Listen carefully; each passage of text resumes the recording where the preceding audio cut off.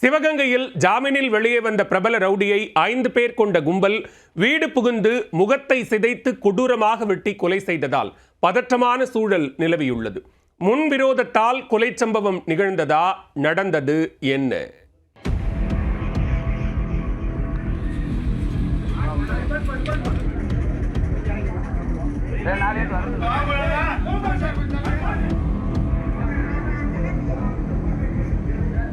சிவகங்கை மாவட்டம் திருப்பாச்சேத்தி அருகே மாத்தூர் கிராமத்தைச் சேர்ந்தவர் 30 வயதான ஊர்காவலன். திருமணமாகாத இவர் ஊருக்குள் அடிதடி உட்பட பல்வேறு சண்டை சச்சரவுகளில் ஈடுபட்டு வந்ததாக கூறப்படுகிறது.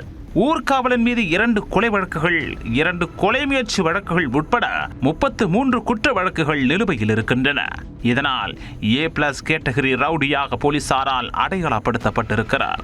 குற்ற வழக்கில் சிறை சென்றவர் கடந்த சில நாட்களுக்கு முன்புதான் ஜாமீனில் வெளியே வந்திருக்கிறார். இந்த நிலையில் காலை 7:30 மணியளவில் தன்னுடைய வீட்டில் அவர் இருந்திருக்கிறார். தூக்க கலக்கத்தில் இருந்தபோது 5 பேர் கொண்ட கும்பல் காரில் வந்து இறங்கியிருக்கிறது. வந்த வேகத்தில் அவர்கள் அரிவாள், கத்தி உள்ளிட்ட ஆயுதங்களுடன் திபுதிபுவென வீட்டிற்குள் புகுந்திருக்கின்றனர். அதை கண்டு அதிர்ச்சியடைந்த ரவுடி சுதாரிப்பதற்குள் சுத்து போட்ட மர்ம நபர்கள் சரமாரியாக அவரை வெட்டி இருக்கின்றனர். அடையாளம் தெரியாத அளவுக்கு அவரது முகத்தை கொடூரமாக வெட்டி சிதைத்திருக்கின்றனர். இதில் படுகாயமடைந்தவர் நிகழ்விடத்திலேயே துடிதுடித்து பரிதாபமாக உயிரிழந்தார். இதுகுறித்து கிராம மக்கள் திருப்பாச்சேத்தி போலீசாருக்கு தகவல் தெரிவித்திருக்கின்றனர். உடனே சம்பவ இடத்துக்கு விரைந்து வந்த போலீசார் உடலை கைப்பற்றி உடற்கூராய்வுக்காக சிவகங்கை அரசு மருத்துவக் கல்லூரி மருத்துவமனைக்கு அனுப்பி வைத்தனர். பின்னர் வழக்கு பதிவு செய்த போலீசார் CCTV கேமரா காட்சிகளை ஆய்வு செய்து கொலையாளிகளை பிடிக்க தீவிர தேடுதல் வேட்டையில் இறங்கினர்.